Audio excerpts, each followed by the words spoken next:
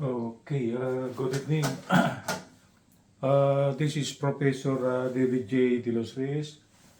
The date for today is May 29, 2023. The time is around 7:13 p.m. My topic for tonight will be Euler's equation. It will be the so-called derivation of Euler's equation that is being used in advanced mathematics, the one we use under the so-called Laplace transform. Okay, let's proceed. My lesson for tonight will still be, it's still advanced mathematics. We are almost done with advanced mathematics. Advanced math, lesson number 46. It is Euler's equation, meaning we will derive the so-called Euler's equation, the one that we use under Laplace transform. Okay, let's try to proceed. The general equation for Euler's equation is, there are two equations.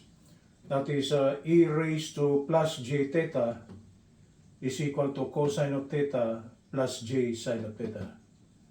The other one is, if the exponent is negative, that is e raised to negative j theta, this should be equal to cosine of theta.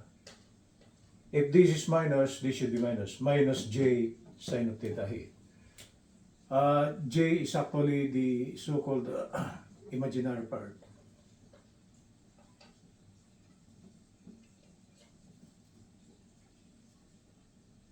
Imaginary part. Okay? I will repeat it. E raised to j theta will be cosine theta plus j sine of theta. E raised to minus j theta will be cosine of theta minus j sine of theta. Okay, let's try to bring out the derivation of this by using, actually, the solution for this is actually by using the Maclaurin series of expansion. That is the expansion of the equation e to the x. Under Maclaurin's e to the x, we have done this one from the previous lessons.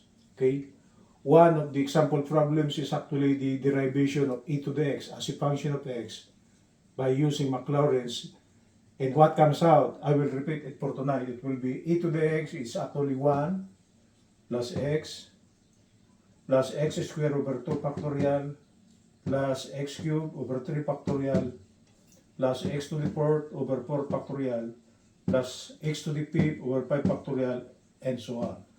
Okay, the powers of x are actually increasing. This is 1, 2, 3, 4.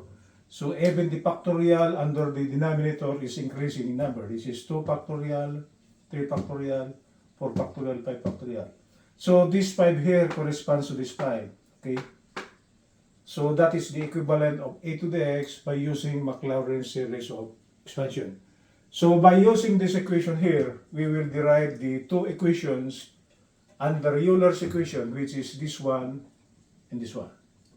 Okay, we will try to bring out the derivation of this.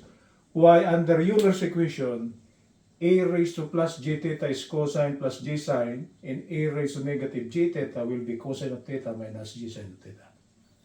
Why is that so? Okay, it emanates from a certain solution. Okay, I will try to check my calendar.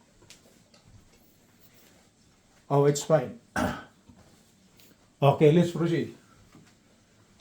To derive the first equation, we put x to be equal to plus j theta, meaning the value of x will be plus j theta. We'll get this value here. We substitute on the equivalent of e to the x. So if x now will be plus j theta, by following this equation here, the left hand side will be e raised to plus j theta, and this should be equal to 1. It is 1. Plus x. X is plus j theta. X is actually j theta quantity square over 2 factorial plus j theta raised to the 3rd power over 3 factorial plus j theta raised to the 4th power over 4 factorial plus j theta raised to the 5th power over 5 factorial, and so on. Okay, we stop at to the power 5. Okay? Okay, let's try to bring out the equivalent of j squared theta j theta to the third power, to the fourth, and to the fifth. We'll do it separately, so our solution will be as neat as possible. If we try to compute for plus j theta quantity square, okay, we square both terms, right? The square of j will be j square, and the square of theta will be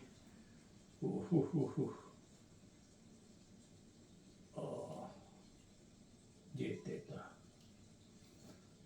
Hold on. Theta square, right? This is theta square. Okay, I forgot ito. J theta quantity square will be the square of j plus the square of theta.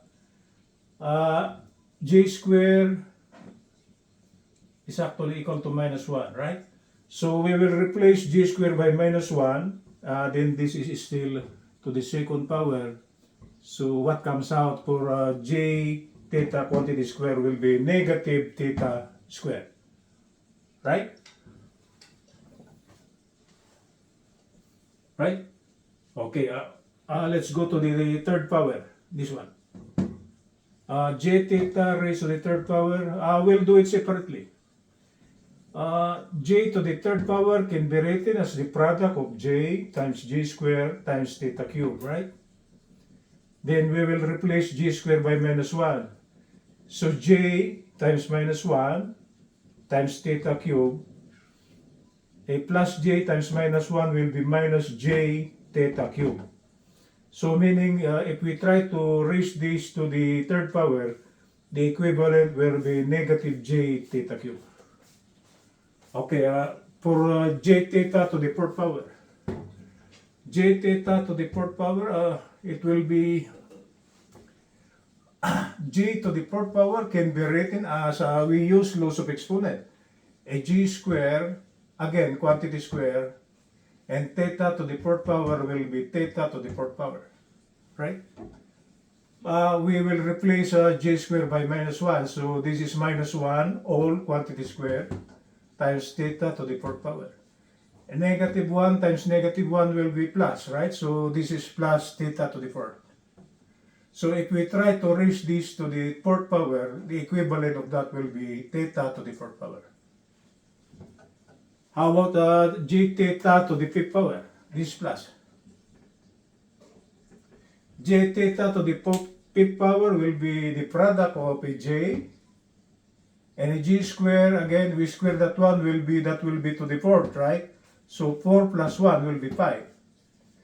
Okay, and theta to the fifth power will be theta to the fifth power.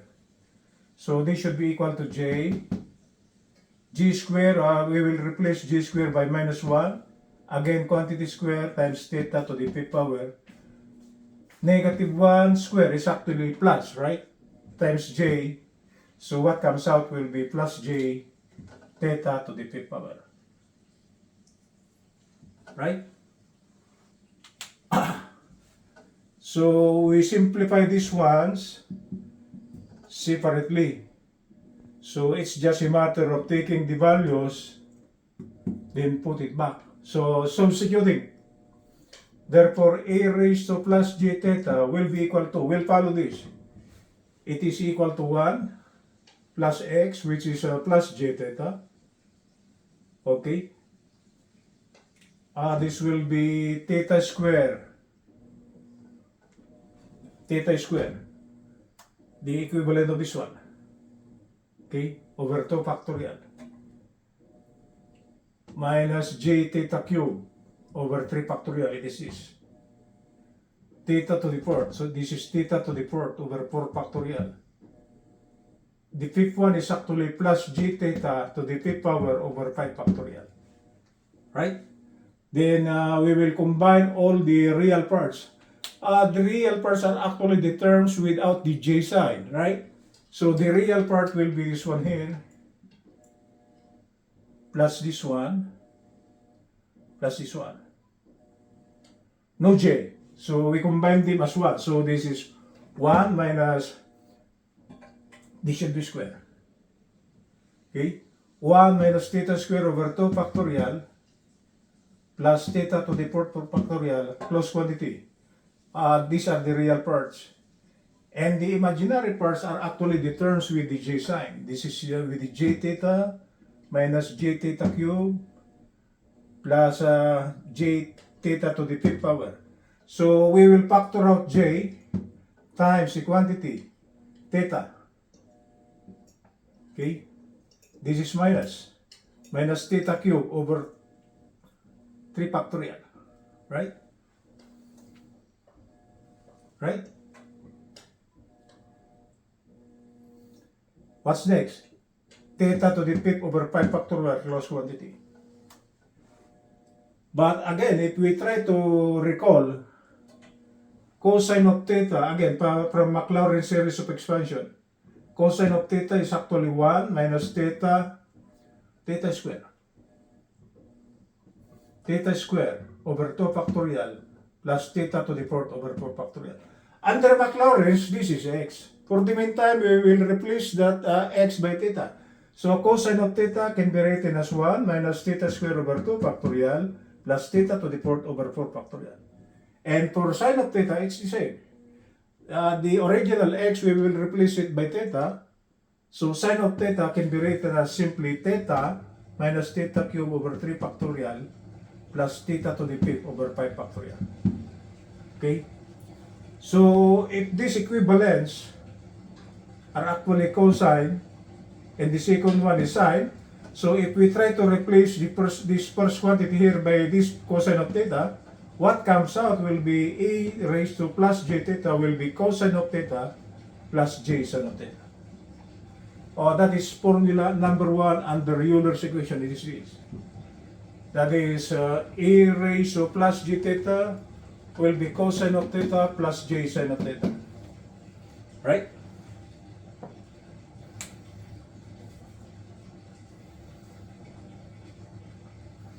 Okay, that's the first equation. For the second equation, it will be still the same, but we just change the sign of the exponent. Instead of a plus j theta, we place the value of x to be equal to negative j theta. Right? Again, by using this equation here, then we will replace x by minus j theta. If we try to follow that equation, a raised to negative j theta will be equal to 1. It is 1 plus the value of x, which is negative j theta, plus negative j theta quantity square over 2 factorial, minus j theta raised to the third power over 3 factorial, plus minus j theta to the fourth power over 4 factorial, plus negative j theta to the fifth factorial over 5 factorial, plus. Then we will try to compute for the simplification of this separately, so our solution will be net, right?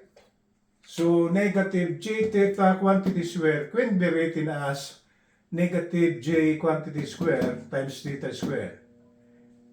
A negative j times a negative j, a minus in a minus, fundamental operation, right?